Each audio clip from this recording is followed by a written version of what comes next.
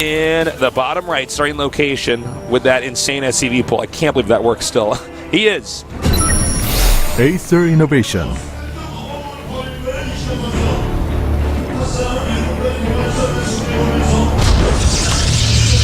And his opponent over here in the upper left. This Protoss player, will he do any kind of fast expanding? We'll see here. He is CJN2's Hero. He's going to have to play a lot better this game. It's funny, too, because he didn't even play poorly in the last game. No, he didn't play poorly. He played very strong. One thing, though, when you go for that Zealot with Archon, it's strong when engaging infantry, but you get a big disadvantage here when it comes to the drops. You can't really stop the drops. You could try feedbacking them. Yeah, that's basically what you need to do. And he did it, but Innovation was already dealing good amounts of damage. Yeah. Well, you know, on this map, I think he's going to go back to his regular style. Go for that Colossus-type play because it's really good on Aklon. Colossus playing Stalker, you can play a solid long game. And, you know, I think in the long game he can do okay against Innovation. He's a good long game player as far as Protoss goes.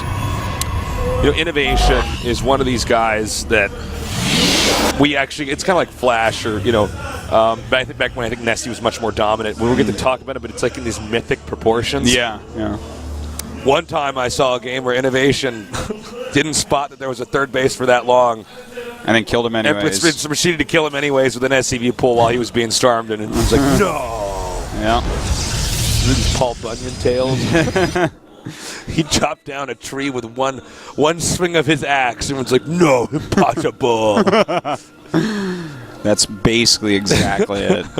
If he's Paul Bunyan, though, who is Babe, his Blue Ox? Sulky? I don't know. Yeah, I guess that's about right, yeah. He always beats Sulky, poor guy. Yeah. Well, except for that one GSL Finals, I guess. But we got well, it looks like it'd be a fast expand here with the 400 banked. And that's going to be a fast expand on the low ground, which is totally fine to do in this matchup, especially going Reaper like this. And as far as Innovation's build goes, very standard Reaper into Reactor and Command Center. But we'll see what Hero does this time. Is he going to grab that Sank of Gas? Because he's going to have to grab it very, very soon. Or he's going for another weird, like, 3-base, or who knows, maybe some sort of 4-gate after expansion build. And there you go, he does get the gas, so. The Reaper is going to have to outmaneuver this Mothership core, do one circle around here, and see if he can spot anything out of the ordinary. And nothing out of the ordinary. That was some fanciness going through that mineral patch. Well, I'm sure that you've tried to surround a Reaper before with probe stasis, and as you know, it doesn't work. The Reaper is actually even if you have it's actually made of butter. Yeah. He like hops over the probes like, I have jetpacks. Where are you even trying that for? Why would you try that? All right, so robotics facility. Okay, so this is actually... We may see a Forge coming up here too. That's been very popular nowadays. I would really expect a Forge. In fact, if we don't see a Forge really soon, then it should be some sort of really weird build. Like, I'm not even sure what. Like, maybe an Immortal push of some sort, but he hasn't started any sentries, so I'm going to go with that Forge starting by the time this Robo finishes. Whereas with Innovation, looks just very normal overall. Yeah. And grabbing those extra gas, he'll start stim and get going. Innovation's builds, yeah, definitely a good build. You want to steal something to ladder with. So Stim's on the way now, and he's got a good amount of Marines over here up at the front. And it should be pretty passive here for a little bit. Neither player can really engage the other one. There's that Forge we were talking about. Yeah, and everything looking pretty normal. And with how quickly he's taking those gases at the natural, this looks like it's probably going to be a Blink Stalker Colossus type play. Yeah, which is popular right now with the Korean scene. Yeah, it's like the most popular way to play against Terran right now. Well, it's nice because it gives Protoss a little bit more mobility. Yeah. What Protoss is, their army with certain unit comps is like not really mobile. You know, like sentries are not really fast. No, they aren't. Zealots are kind of clunky. Yeah. But you go Stalker, Colossus, and you can actually, for instance, maneuver your entire army up the side of a hill.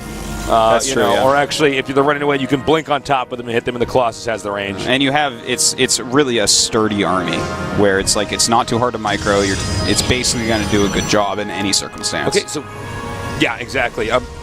Are we actually going to see him engage? I thought he was going to turn around here for a second, but he's trying to bait the Nexus Cannon, but Hero knows this, man. And in fact, this is like the future of this matchup right here, Tace. Is trying to bait it versus trying to not do it. He actually quit for it. Yeah. Well, eventually you realize that Innovation wasn't going to just run, but you know, this is, I think that, like, for instance, in StarCraft 1, you know, there would always be a Dragoon pressure early game, and there'd be this micro with the tank, and you probably have to bring an SCV and repair. Have to repair the depots. And I think that the future of this matchup is just like that in that little early game where you're always trying to poke to get the Nexus Cannon off, and Protoss is trying not to do it, or trying to do it as late as possible at the minimum. I love seeing stuff like that, too, when it's really... I mean, you guys got to understand that, like, back in StarCraft 1, like, the game was so not figured out, but eventually it got to the point where it was so figured out that every game, that Goon Rush came, they had to repair with SCVs. Yeah, it almost never ended the game. Occasionally it would, but almost really never. Screwed up, one side of the Terran really messed up in this case. Protoss would win. Now we have another attack coming up here. Guardian Shield now, and Stim. Oh, and actually the targeting on the Immortal. Oh, this is actually a disaster right now. And this is why I wanted to bait that. This is, oh my god, fantastic by Innovation. He got that Protoss army exactly where he needed it. And look at this now. Terran army in the absolute perfect position behind the minerals right now. This is a complete disaster. In the meantime, the Mothership Core just chilling up there. Hero is actually just probably swallowing his sadness. You don't see a game like that. That game looked like it was two guys in very different leagues. That was a bop. That was our first bop of the season, exactly. He went up there to do some pressure. He's like, oh, I guess I win. Yeah. So Innovation, like, crushes Hero. He bopped. Innovation bops Hero. Yeah, that was...